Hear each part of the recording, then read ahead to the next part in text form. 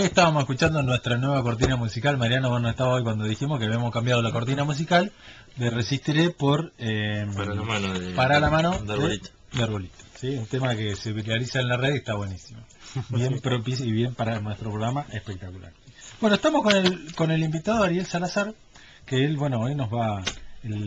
esta hora es de él, así que lo vamos a escuchar, nos va a hablar, nos va a decir qué quiere comentar, de qué quiere hablar, de qué no. Bueno, Pedro, ante todo agradecerte la invitación, bueno, saludar nuevamente a la audiencia y, bueno, comentar un poco, cuando habíamos charlado de esta invitación, de qué temas íbamos a desarrollar, y bueno, me dijiste que era contar un poco lo que había sido mi mandato en el Consejo Deliberante.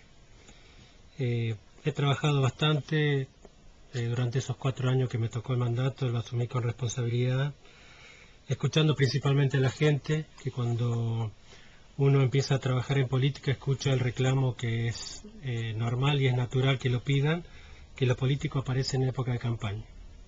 Y es real porque yo también lo reclamaba. Entonces cuando escuché ese pedido de la gente, lo tomé muy en cuenta, y es así que cuando estuve trabajando mucho en Oriente, la gente me pedía eso. Y bueno, en consecuencia trabajé en función a eso, viajaba 2 veces por mes a Oriente, trabajando principalmente con un sector que es el vulnerable, que es el que me interesó trabajar siempre, con el que tiene más necesidades, entrar a lugares que la gente o el político normalmente no va, o va en época de campaña. Así que de ahí que ha habido un reconocimiento en función a ese trabajo.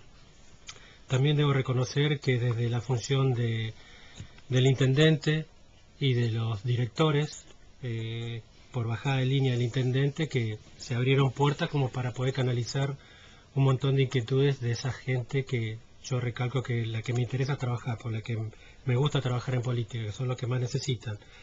Y hacerle entender por ahí al funcionario que la necesidad de la gente es hoy y no mañana, porque hay procesos burocráticos a cumplir que por ahí no corresponden con los tiempos de la necesidad de la gente. Entonces pude lograr ese cambio de aspecto, de mirada, de que la gente hay que solucionar el problema hoy. Después la parte burocrática la hacemos, así que bueno, eso me puso muy contento poder trabajar de esa forma, y es que lo llevo durante esos 4 años, ¿no? Claro.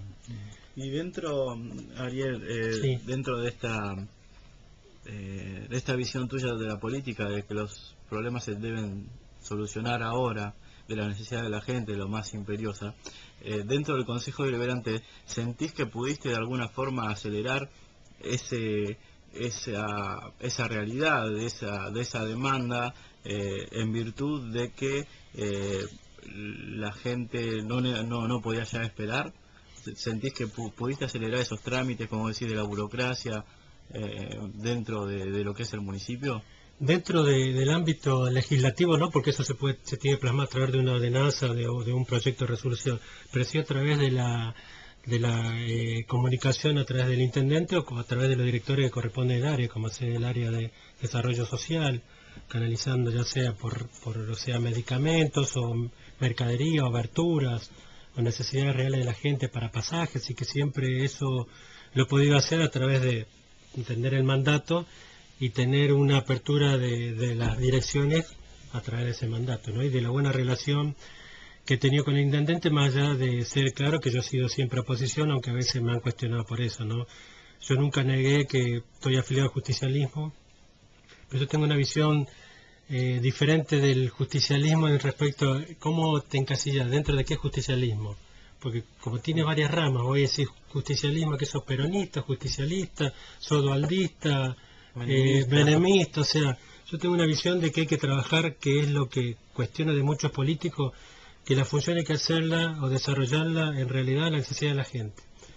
Yo me quedo hasta tarde a ver televisión. El otro día estaba mirando un documental en Estados Unidos y decía que la prioridad de los políticos son 2: estar en el cargo y pensar, o sea, 1 y 2 puntos son estar en el cargo, en el mandato, y si no está, pensar en que poder llegar a eso. No hay un punto 3, que es la gente.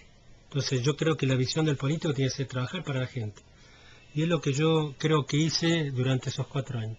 Trabajar para la gente, para las instituciones, visitándola, viendo las necesidades y canalizándolas. Yo creo que en estos lugares tan pequeños, desde un consejo deliberante, son pocas cosas las que se pueden hacer. Hay cosas que se pueden modificar, pero muchos cambios ya realmente no se pueden desarrollar. Y debo reconocer que a pesar de no tener una estructura política atrás, porque yo tenía un bloque unipersonal por una diferencia con el referente, pude lograr muchas cosas sin un respaldo de estructura política atrás. Y eso creo que debo valorarlo porque significa que hemos hecho algunas cosas bien como para poder lograr eso, ¿no? El consenso con el partido oficialista, marcándole lo que yo creía que se estaba haciendo mal, diciéndolo, o sea, porque creo que en algún momento dije, la gente está cansada de lo que es oposición por oposición, criticando y no teniendo una solución a la crítica. Yo creo que uno puede criticar, marcar lo que está mal, pero también tiene que acercar una solución a la parte oficialista. Así que bueno, creo que ese es el punto de vista que tengo yo y por la que me involucré en política, ¿no? La idea en su momento, porque tenía propuestas, como lo hemos hablado con Pedro, tuve propuestas, no me empecé a decir de quién las tuve, pero tuve propuestas de la mayoría. La idea que creía yo por una cuestión ética que había que parar, porque yo llegué por un partido, después aunque quedé fuera de ese partido, o de lo que a constitución de un nuevo partido que es Juntos por Dorrego, me parecía que por una cuestión ética, para mi punto de vista, no debía seguir al menos por esos 2 años. Y evaluar a futuro si existe alguna propuesta, porque en su momento la hubo, pero hay que ver si a futuro existe, evaluarla y ver si puedo trabajar en una forma que me sienta cómodo y trabajar realmente para la gente, para lo que yo quiero trabajar, realmente solucionarle problemáticas a la gente, es eso. Bien. Creo que dentro de lo que ha sido tu gestión, uno que por ahí ha seguido la tarea legislativa de años anteriores y el mismo comentario en la calle, se hablaba de un legislador activo que eras vos, respecto de las necesidades de la gente. Creo también, Ariel, y quizás esto también es una consulta y no es una crítica tampoco, es que creo que está lo que se basa generalmente en la política actual en Coronel Dorrego, es mucho de eso, digamos, si bien vos lo hacés de una forma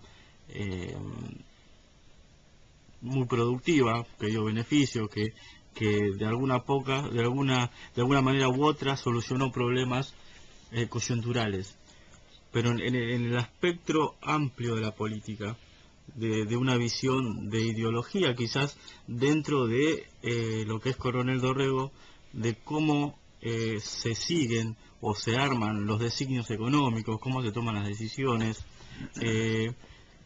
Yo he notado desde los últimos 20 años que hay un gobierno de esta orientación política que la oposición no ha logrado torcer el rumbo de este camino al cual venimos ya de hace mínimo 16 años.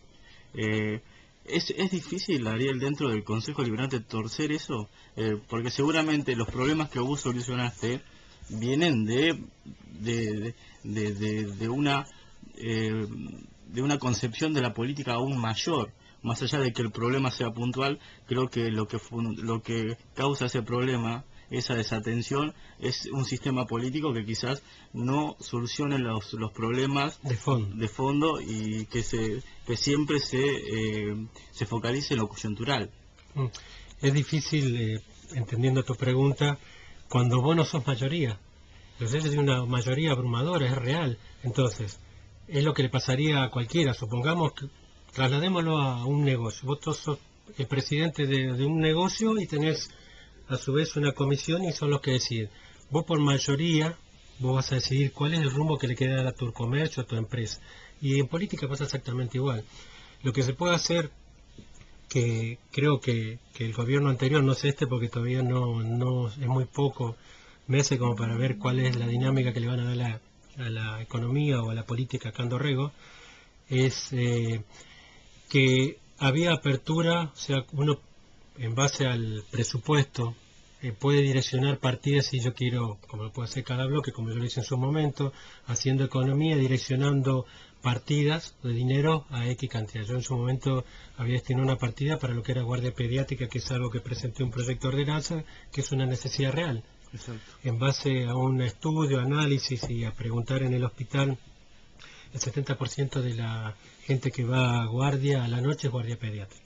Entonces me parecía que era lógico tener una guardia pediátrica, no un médico clínico, y a su vez un botiquín con los medicamentos necesarios para cualquier emergencia de los chicos que van en ese horario, porque normalmente son padres de bajos recursos y no tienen los medios como para ir a una farmacia de turno y conseguir el remedio. Entonces, desde ese punto lo puede hacer uno de la oposición, pero en definitiva el direccionamiento general, el global, el monto casi total del presupuesto que maneja el municipio lo direcciona el gobierno oficialista, en la realidad. La única forma de lograr torcer eso es tener mayoría en la oposición y que haya un gobierno de esa forma, si no es difícil. Es la realidad, la prioridad la dan ellos, cuáles son, dónde van a destinar los fondos, cuáles son las prioridades de ellos. Hay necesidad real, acá vamos a decir, solucionar problemas de coyuntura, que son necesidades básicas de la gente cuando hay que apuntar a generar fuentes de trabajo sustentable en el tiempo. Yo te entiendo lo que es eso. Ideas buenas tenemos todo el tema, ¿cómo las plasmas? Si no estás en el gobierno y sos el oficialismo. Yo tengo esa visión. Yo destinaría, incluso en uno también de la economía que había hecho, había agregado 2 o 3 millones de pesos para, no microemprendimientos, macroemprendimientos, que se instalaran en el sector industrial planificado para fomentar por ese lado, o sea, no con el monto que están dando actualmente, que no sé si habrá variado, pero era 15.000 pesos, con eso no puede generar nada. Yo estoy hablando de monto de 200.000 pesos, 300.000, que pueda desarrollar una pequeña pyme y que a su vez fuera generador de trabajo, que se le prestara ese dinero, pero que generara 1 o 2 fuentes de trabajo. A eso apunto, pero para eso tiene que ser gobierno. O sea, ideas buenas creo que tenemos la mayoría, el tema es que vos tenés que estar ahí y después poder plasmarla, esa es la realidad. Claro, es difícil torcer con una, digamos, una estructura sedentaria, casi. Uno viene... De lo que, perdón Mariano, pero de lo que yo suelo ir al bloque del Frente para la Victoria, bueno, todas las semanas me doy una vuelta. Una para acompañar a nuestros concejales y además también para que me comenten qué es lo que se ha hecho en la semana para incluso divulgarlo acá en nuestro programa. Una de las cosas, una de las inquietudes que siempre hablan es que justamente, es decir, yo lo veo así, ¿no? Capaz vos corregime, pero lógicamente yo son 8 concejales y un gobierno ejecutivo, ¿sí? Es decir, de alguna manera los 8 concejales y el gobierno ejecutivo, digamos, ellos traccionan hacia un mismo lado, es decir, yo creo que habrá como una especie de reuniones entre ellos diciendo, sí, bueno, esto no me lo presente, esto sí, preséntamelo, o sea, eso se confunde, o sea, no son concejales independientes de un ejecutivo, exacto. Entonces, si mañana a uno se le ocurre, che, me gustaría presentar un proyecto de tal cosa, entonces el intendente le dice, no, ni se te ocurra porque no hay plata, bueno, y ahí se planchó, no se presenta, ¿sí? Lo que tiene una oposición, una verdadera oposición, lo que hace es, de alguna manera, no sé si este es el término, que es un poco como molestar, como diciendo, bueno, no, yo, esto, o sea, empujar, ¿sí? Es empujar para otro lado. Cuando vos empujás para otro lado, ¿sí? Es decir, cuando vos mostrás una realidad que puede ser viable, ¿sí? Y le das publicidad incluso radial o televisiva, bueno, que la gente se entera, lógicamente que ellos tienen que sí o sí recoger ese guante de alguna manera. De hecho, muchas de las cosas que me cuenta Javier y Julio es que muchas de las cosas que ellos presentan, y seguramente a vos te habrá pasado, o al otro bloque le habrá pasado, de que vos no haces más que presentar algo y ellos dicen, che, pucha, esto vamos a decirle que no, pero mañana hacemos algo similar. No sé si te habrá pasado. Sí, he escuchado. Sí. Yo hasta ahora creo de los proyectos que yo presenté no he notado que haya visto que después una modificación sobre lo que uno ha presentado. Sin ir más lejos, también otro proyecto que trabajé en base a inquietud de la gente, que es la Casa del Estudiante acá en Dorrego, que en realidad necesitamos, porque hay mucha gente de Oriente que viene a estudiar, no tiene los medios necesarios para poder costearse un alquiler o viajar todos los días, porque los que están en la agropecuaria no hay problema, tienen, pero los que vienen a estudiar otras carreras no los tienen. Entonces yo he luchado contra eso también. En su momento, cuando yo presenté el proyecto de ordenanza para que hubiera la Casa del Estudiante, en su momento Fabián Barda me decía, pero dentro de la ordenanza de beca está incluido. O sea, estaba especificado para Río Cuarto, para Bahía Blanca, pero no en Coronel Dorrego. Pero en Coronel Dorrego realmente se necesita, porque va a haber entre 6 o 7 personas, entre chicos y adultos que están estudiando magisterio, que necesitan un lugar para poder vivir, para poder costearse, y se les hace imposible. Entonces creo que la parte del área, el municipio tiene que estar atento a eso. Es algo que tengo una pendiente, una reunión pedida con el intendente Raúl Reyes, que hasta ahora no me la ha dado.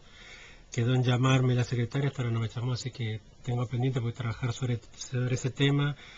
Otro tema pendiente es Cáritas de Oriente, que están haciendo su espacio ahí para poder tenerlo ahí para ayudar a la gente, lo que es ropa, y estaba comprometido antes de asumir Raúl Reyes que le iba a dar una mano, así que bueno, tengo pendiente esa charla porque vuelvo a insistir, me gusta trabajar sobre esa parte donde la que gente más necesita. Así que, yo creo que ese es el paradigma. O sea, ¿para qué otro vamos a trabajar? Más allá que la función de un concejal pasa, que a veces también he sido estrictamente a lo legislativo, a generar cosas desde un proyecto de ordenanza, o desde un proyecto de resolución o de una minuta de comunicación pidiendo informe. Pero que la gente está pidiendo un compromiso más amplio del político o del concejal, es trabajar a eso. Porque si no, queda un montón de gente fuera. Exacto. Fuera, realmente queda fuera porque hay gente o que no se ha escuchado, gente que por vergüenza no va, y siempre a uno le llega de un vecino que tiene esa necesidad, pero le da vergüenza, entonces uno se va acercando y le va abriendo puertas a esa gente. Yo creo que ojalá que pudiéramos trabajar en conjunto, o que trabajaran en conjunto en su momento, o en la actualidad, los 12 concejales, como para que no quede gente afuera, que estén atentos a eso realmente. Porque, como decía anteriormente, hay poco por hacer en lo que es la tarea legislativa, más allá de auditar, que es la función de un concejal, auditar lo ejecutado, los legajos de facturación, a ver si también si se han hecho los procesos correspondientes con licitación, pero que hay una parte importante que no hay que dejar de lado, que es la necesidad de la gente, y hoy más que nunca, por la realidad que está viviendo el país, por los tarifazos que están pasando, que nos pasa a todos, lo vemos, me pasa a mí en mi comercio. Yo por suerte puedo decir que a mí me encuentro en una situación económica como para poder llevar adelante, pero ¿cuánta gente le pasa lo contrario? Y eso es lo que me preocupa realmente. Nosotros, mirá, Ariel, acá nosotros coincidimos, incluso hemos tenido como invitado a Pugliafito, Víctor Pugliafito, que es un contador, que es, bueno, desde nuestro espacio político, desde el Frente para la Victoria, militante, es de Montermoso, y ha contado, o sea, nos ha marcado, ha venido 2 veces del programa, y ha marcado cuál es la realidad económica de nuestro pueblo, es decir, o sea, más que nada, lógicamente, desde un aspecto crítico. Y él lo que dice, que también recogemos nosotros, es el tema de que en nuestra visión, y en la visión de él en particular, ve al gobierno municipal como un gobierno conservador, ¿sí?, al máximo, ¿sí?, sobre todo en el tema de las cuentas fiscales, en el cuidar, digamos, un dinero público, que me parece perfecto que lo cuide, ¿sí?, pero todo en base a la teoría, como a la teoría del ahorro, es decir, como si un Estado ahorrativo fuera eficiente, cuando en realidad nosotros pensamos que no. Es decir, el Estado ahorrativo no sirve, el Estado tiene que justamente gastar para generar desde lo inmediato, y desde lo inmediato, o sea, de lo directo y de lo indirecto, generar una actividad económica o fomentarla, ¿sí? O sea, no sirve, lo que nosotros criticamos es esto: no sirve el Estado municipal que se compra la maquinita vial y que ahorra plata y que junta en el monedero las moneditas y se jacta de que le sobra el dinero, ¿sí? Lo que sirve es justamente un Estado municipal que reactiva la economía, por lo menos local, ¿sí? No sé cómo lo ves vos. Claro, yo lo que hay cosas que no las mediría como gasto, sino como inversión. Claro. Por ejemplo, por decir, uno de los proyectos que fue aprobado, que es la Plaza Saludable que está atrás del polideportivo, yo lo decía, eso no es un gasto, es una inversión, porque eso va en salud. Hay gente que no puede pagar o costear un gimnasio, o no coinciden los horarios, y tiene un lugar donde poder realizar las actividades. Lo que es la casa del estudiante tampoco lo veo como un gasto, es una inversión, porque en definitiva vos estás invirtiendo en educación, y si vos tenés la gente con capacidad y con estudios, tener una gente formada, una persona formada. Entonces yo, en esas cosas, en algunas charlas con el ex intendente Fabián Sorzano, coincido mucho que hay cosas que no se miden como gasto, sino como inversión. Pero bueno, volviendo al tema en su momento vino un licenciado Segiero de Córdoba, que vino a hacer un estudio acá del mercado de Coronel Dorrego, que era lo que se generaba, que había a nivel empresa, pymes, Y yo rescaté mucho, que me pareció muy interesante la charla. Él dijo que no esperemos inversiones de afuera, porque las inversiones iniciales tienen que surgir de acá mismo. Esos son los que van a generar a futuro que vengan inversiones, o que vean que el crecimiento del sector industrial planificado. Porque a veces uno dice parque industrial no es lo mismo que sector industrial planificado. El parque industrial tiene otros beneficios de exenciones que no lo tiene el sector industrial planificado. Por eso hay por ahí empresas que no van a venir acá hasta que no se modifique, pero hay que dotarlo de infraestructura para poder tentar a algunas empresas. Primero hay que invertir, o sembrar, como se dice, para después poder captar. Pero las inversiones tienen que ser privadas, pero de dedos regos primero. Es lo que dijo el licenciado y me pareció que era acertada. Y después vamos a volver al punto inicial. De acuerdo a la parte ejecutiva o a la decisión política que tenga el oficialismo, es donde van a direccionar el presupuesto. Y volvemos a decir lo mismo, yo invertiría parte de dinero en el sector industrial planificado, si yo fuera gobierno, pero no lo somos. Claro. Entonces, el direccionamiento, la pauta política la marca el oficialismo y de la realidad. ¿Y cómo estás viviendo, Ariel? Bueno, nosotros al invitado siempre le decimos, desde nuestro espacio político, cómo está viviendo la pesadilla. No sé si para vos una pesadilla no es una pesadilla. A mí, realmente, cuando se empezó a hablar sobre las elecciones, o sea, se estaba viendo cuál iba a ser el final de estas elecciones, me preocupó realmente porque yo tengo una mirada más amplia de mirarse el ombligo de uno, sino yo me preocupaba realmente de mucha gente que iba a quedar fuera de este sistema y qué es lo que está pasando realmente. Porque yo creo que algunas medidas que ha tomado este gobierno se han equivocado, tarifas, seguramente hay cosas que uno que va a decir que puede molestar a la gente del campo, pero realmente lo que eran las retenciones, yo creo que había que sacársela, pero no de esta forma, sino gradual. Porque ¿qué pasa? Vos le sacás las retenciones, liberás el tema de la minería, la regalía, ese dinero que vos no te ingresa a tus barcos, ¿dónde la sacás? La termina sacando el pueblo. Entonces yo creo que en algún momento le charlamos, había cosas que había que corregir, la inflación, que no era real, había un montón de cosas que había que corregir, pero no de esa forma. Entonces, si sacarle el 50% de la retención y dejar una parte, entonces bueno, volcar todo el peso sobre el pueblo. No tiene nada que ver con esto, pero estaban hablando sobre las inundaciones. También tiene que ver mucho de lo que es la agricultura que estamos desarrollando. Lo escuchaba a Garrafa el otro día decir que se iba a reunir con la autoridad del agua para ver qué medidas o qué infraestructura habría que realizar para evitar esto. Pero acá tenemos un serio problema. Yo preguntaba si eran del INTE porque vi la camioneta ahí. No, porque están acá en la realidad de hace 2 décadas casi del uso del suelo de nuestro país. Y estamos con el tema casi prácticamente el monocultivo de la soja. Y estaba investigando, por eso te digo, un lugar que tiene un bosque te absorbe 300 milímetros por hora. Un campo con pastura convencional, 100 milímetros. Un campo con soja, 30 milímetros. Entonces ahí tenemos la realidad, claro, dicho por una persona del INTA, que es la realidad. No es tanto la problemática de infraestructura, que hay una parte, pero es gran parte del uso del suelo que estamos realizando y de la contaminación que estamos teniendo con los agroquímicos, porque una parte que trabajé mucho y que he viajado es el tema del medio ambiente. He trabajado mucho con el medio ambiente.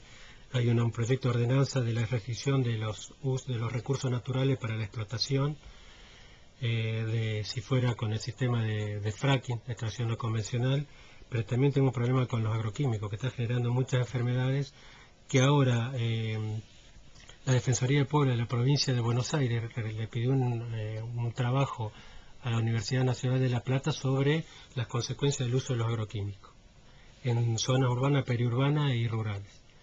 Porque realmente lo pidieron al estudio, ya hay un dictamen, de hecho una evaluación, y es impresionante. En verano el 25% ha aumentado en el aire la cantidad de componentes de los agroquímicos en el aire, y eso genera muchas enfermedades que según estadísticas está siendo la segunda causal de muerte acá en la Argentina, así que es un detalle a tener en cuenta a futuro, ¿no? Sí, de hecho, lo que decías con esto de los agroquímicos, hace poco se conoció un estudio en Mar del Plata que el 90% de la población de Mar del Plata tenía glifosato en la sangre. Es la realidad, son 300 millones de litros que se están usando por año de agroquímicos, así que imagínate, primero, contamina suelo, napas, aire, y no solo se está usando para lo que se exporta, se está usando también para la papa, para el tomate, o sea que parte de lo que consumimos tiene contaminación, o sea que no estamos atentos a eso, que también es importante, porque en definitiva estamos enfermándonos a nosotros, y lo que va a venir dentro de 5, 6, 10 años, que va a ser un desastre, el tema del cáncer, se viene duro por los estudios que están haciendo. Sí, de hecho la Organización Mundial de la Salud hace poquito advertía de que el glifosato era posiblemente cancerígeno. En estudios realizados, obviamente que por ahí las presiones de las corporaciones hacen que no diga que es cancerígeno. Es cancerígeno, que dice, está demostrado. Lo que pasa es que uno de los estudios que mandaron a hacer es una persona que tiene relación con Monsanto y estaba el dicho, se mandaron a cuidar a las ovejas con el lado. Es la realidad, o sea que no es fiable el resultado de ese análisis, que sí que posiblemente realmente es como los ministros que tiene puesto Macri en su gabinete. Claro, o sea, es la realidad. Generalmente son ahora personas que van a decir, ¿cómo? Aranguren es el ministro de Energía, CEO de la Shell. Voy a decir, pará, loco, me parece que hay una contradicción ahí. El de Nargar, que lo dijo Stolbizer, que está dentro de Cambiemos, que es incompatible, que ella dice que todas las medidas que se han tomado son nulas de nulidad. Así es, correcto el término. Porque no es compatible el funcionario que deja un cargo para ser ministro o director, lo que le toque ser. No es compatible, tiene que pasar 2 o 3 años. Sí. Porque si no está direccionando en función a beneficio de lo que era gerente antes. Exacto, sí. De Metrogas. Sí. Entonces, ¿cómo volvemos a lo de antes? Entonces, vos no puedes poner a una persona que sale a cuidar algo claro, que justamente pero Aranguren no solo que fue ex funcionario de Shell, sino que tiene acciones en por Shell. eso. Y ahora vemos que de 8 barcos que compramos con gas, 7 le compramos a Shell. Bueno, uno compramos a otro para disimular, pero te das cuenta de que las políticas son direccionadas a beneficiar a sus corporaciones, a las que ellos representan, donde tienen acciones, donde ganan. Porque esto es otra cosa, Ariel, también, pues se jacta mucho o se dice mucho de la corrupción, del robo y estas cosas, pero yo creo que lo que más daña a los pueblos son las medidas. Más allá que la corrupción sea mala y que tienen que estar todos presos los que roban, inclusive los que están.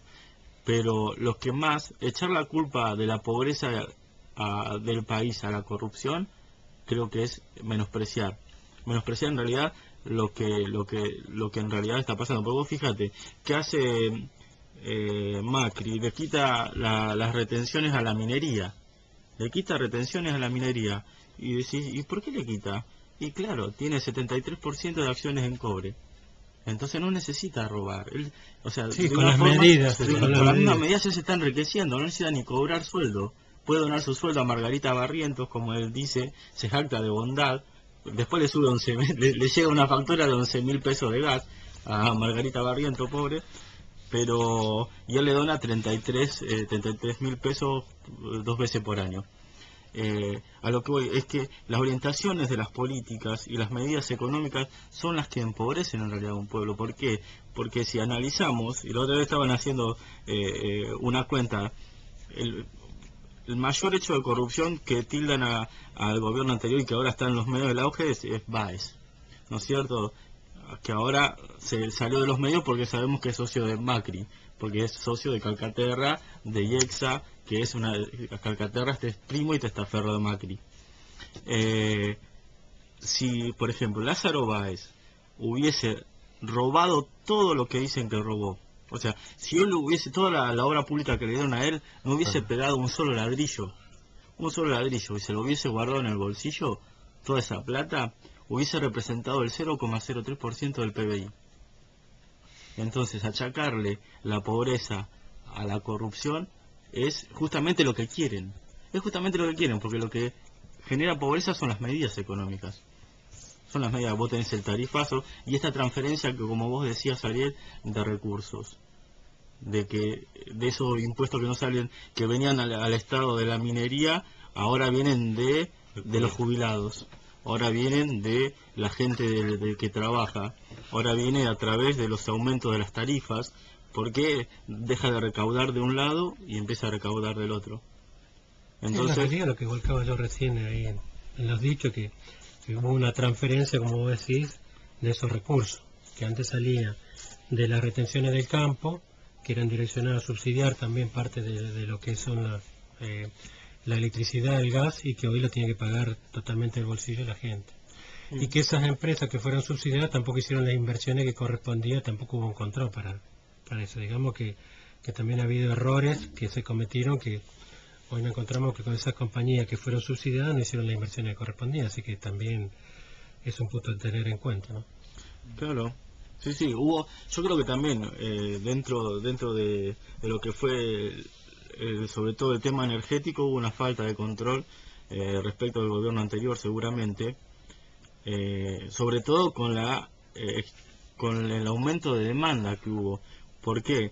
Porque hubo gente que accedió por primera vez a tener un aire acondicionado, gente que tenía, en vez de un televisor de 29 pulgadas, empezó a tener 2 plasmas, hubo más autos, hubo más motos, hubo más heladera, hubo más lavarropas automáticos, hubo Bueno, la reactivación de la industria, que fue también un parámetro del consumo de la energía, ¿no? Claro, y obviamente las inversiones no hubo un control y no se llegó a hacer las inversiones necesarias. Obviamente creo que, aunque sí desde el Estado, sí se invirtió en lo que fue Yacyretá, las represas Kirchner, Zepernik en el sur, se terminó por primera vez Yacyretá, creo que la tercera fase. Creo que hubo una política orientada al autoabastecimiento energético. Obviamente hay un contexto internacional que es muy preocupante. La caída del petróleo, del barril de petróleo, es preocupante mucho más para los países productores como los nuestros, o como Venezuela, o de gas como Bolivia, y que beneficia a los países importadores como es obviamente Estados Unidos.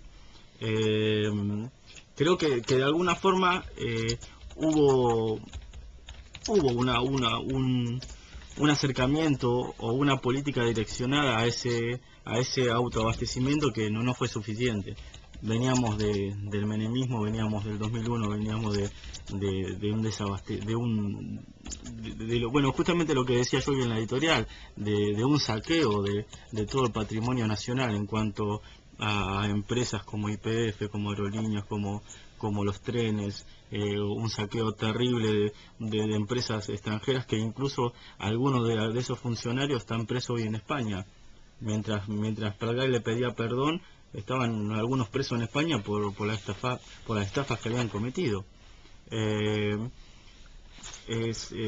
Por eso te decía, el hecho de las políticas, hacia dónde están orientadas, es lo que genera la pobreza o no. Y justamente, y si querés volvemos al plano local, es justamente esto. Acá en Dorrego, por ejemplo, la orientación de las políticas siempre fue orientada y esto es mi visión, a un sistema agroexportador y no de industrial. Por eso tenemos un parque industrial o un sector industrial planificado que no se invierte un peso, es un terreno baldío donde alguien puso algo alguna vez y quedó ahí. Se intentó abrir un frigorífico, que no tuvieron mejor opción que venderlo a un privado para después tratar de alquilarlo, que es una locura. Y después fueron todas políticas orientadas al sector agroexportador. Y no solo lo digo por eso, y justamente en lo que vos decías también, y me hiciste analizar, ¿cómo puede ser que el albergue, la escuela agraria, tiene un albergue donde van chicos a estudiar? ¿Y por qué la escuela técnica no puede tener también una casa para que vengan chicos a estudiar lo que tenga que ver con la industria o con lo técnico? Yo creo que también está orientada en esa visión, en esa política, queda claro hacia dónde va dirigida las políticas del Ejecutivo de los últimos 15 años, de los últimos 16 años. No sé qué quieres agregar. No, estamos con el tiempo un poco justo. Vamos a ir al tema musical de este segmento, así después ya, bueno, vamos dando la despedida porque ya se nos acabó el tiempo.